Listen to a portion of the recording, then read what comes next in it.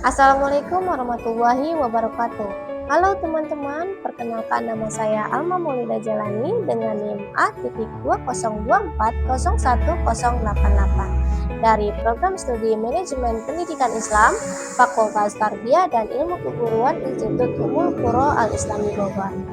Di video ini saya ingin mengajak teman-teman untuk sama-sama menyelami bagaimana sebenarnya sebuah pesantren itu dikelola, mulai dari konsep dasarnya, visi dan nilai yang dijaganya, kepemimpinannya, sampai kebijakan dan sumber daya yang didukung oleh pesantren tersebut.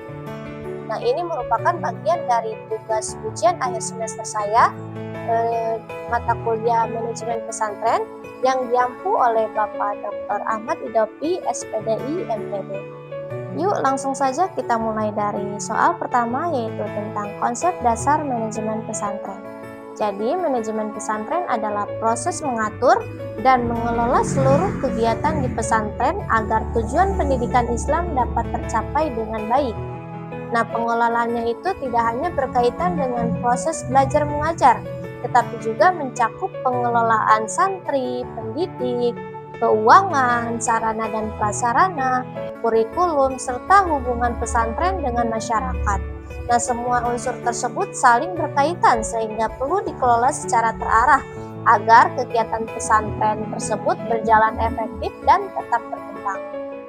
Seperti di era sekarang ini, penerapan manajemen modern menjadi kebutuhan karena tantangan yang dihadapi pesantren semakin kompleks. Prinsip-prinsip seperti perencanaan, pembagian tugas, transparansi, dan evaluasi dapat membantu pengelolaan pesantren menjadi lebih tertib dan profesional. Nah, hal ini juga sejalan dengan Undang-Undang Nomor 18 Tahun 2019 tentang pesantren yang memberikan pengakuan terhadap penyelenggaraan pendidikan pesantren. Namun, penerapan manajemen modern ini tidak boleh menghilangkan identitas pesantren. Tradisi seperti sorogan, bandongan, pembinaan akhlak, dan keteladanan kiai tetap harus dipertahankan. Sebagai contoh, administrasi santri dapat menggunakan sistem digital, sedangkan proses pembelajaran tetap mengikuti tradisi yang menjadi ciri khas pesantren. Masuk ke soal selanjutnya yang membahas tentang visi, misi, tujuan, dan panca jiwa pesantren.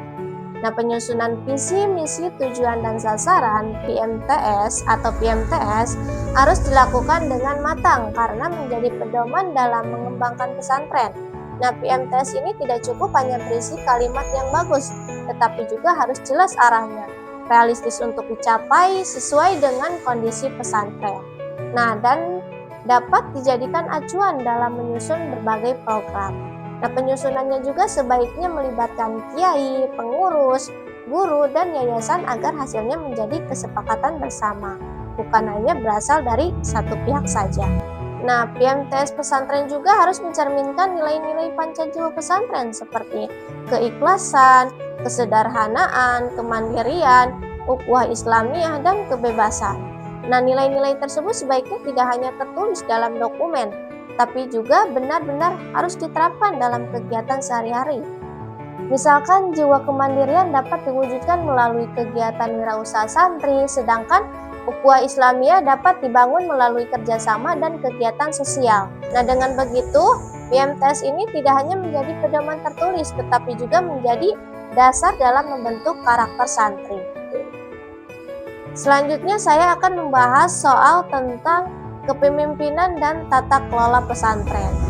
Nah, pada umumnya struktur organisasi pesantren menempatkan kiai sebagai pemimpin utama yang dibantu oleh pengurus atau yayasan dalam menjalankan berbagai kegiatan.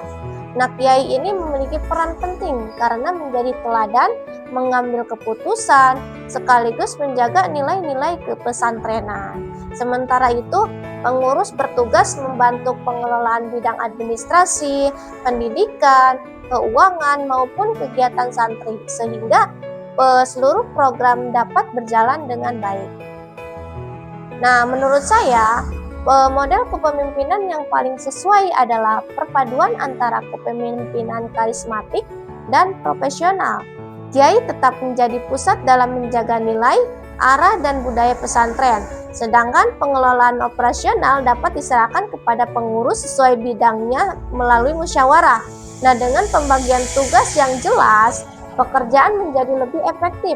Regenerasi kepemimpinan juga dapat dipersiapkan sejak dini. Nah, cara ini membuat pesantren mampu berkembang mengikuti perubahan zaman tanpa kehilangan jati diri dan tradisi yang telah diwariskan. Untuk soal berikutnya ini terkait tentang kebijakan pemerintahan dan penjaminan mutu. Nah, berdasarkan Undang-Undang Nomor 18 Tahun 2019 tentang pesantren, pemerintah memberikan dukungan kepada pesantren melalui rekognisi, afirmasi, dan fasilitasi. Nah, rekognisi ini merupakan bentuk pengakuan terhadap keberadaan dan sistem pendidikan pesantren. Afirmasi diberikan kepada pesantren yang memerlukan dukungan khusus agar dapat berkembang lebih baik. Sedangkan fasilitasi dilakukan melalui bantuan sarana, pendanaan, pelatihan, dan peningkatan kualitas sumber daya manusia. Nah, kebijakan ini menunjukkan bahwa pemerintah memberikan perhatian terhadap perkembangan pesantren sebagai bagian dari sistem pendidikan nasional. Agar kualitas pendidikan terus meningkat, pesantren juga perlu menerapkan sistem penjaminan mutu internal atau bisa disebut juga dengan SPMI. Nah, melalui tahapan penetapan, pelaksanaan, evaluasi, pengendalian, dan peningkatan atau PPEPP. Nah, dengan adanya evaluasi yang dilakukan secara berkala, setiap kekurangan dapat segera diperbaiki sehingga mutu pendidikan terus berkembang. Sebagai contoh, hasil evaluasi pembelajaran dapat digunakan untuk memperbaiki kurikulum, meningkatkan kompetensi guru, atau melengkapi fasilitas belajar. Menurut saya, penerapan SPMI ini akan membuat pengelolaan pesantren menjadi lebih terarah dan meningkatkan kepercayaan masyarakat. Untuk soal berikutnya yaitu membahas tentang manajemen sumber daya dan inovasi. Menurut saya, keberhasilan pesantren tidak hanya ditentukan oleh kualitas pembelajaran saja, tetapi juga oleh pengelolaan sumber daya yang baik. Keuangan yang dikelola secara transparan akan meningkatkan kepercayaan wali santri dan masyarakat. Selain itu, sarana dan prasarana yang memadai seperti ruang belajar, asrama, perpustakaan, dan fasilitas ibadah akan menciptakan lingkungan belajar yang nyaman sehingga kegiatan pendidikan itu dapat berjalan lebih efektif. Di sisi lain juga, pesantren perlu berinovasi agar mampu mengikuti perkembangan zaman. Pemanfaatan teknologi digital dapat diterapkan dalam administrasi santri, pembayaran keuangan, penyampaian informasi, maupun pembelajaran secara daring untuk program tertentu. Selain itu, pesantren dapat mengembangkan unit usaha seperti koperasi, pertanian, atau usaha lainnya sebagai sumber pendapatan sekaligus melatih jiwa wirausaha santri.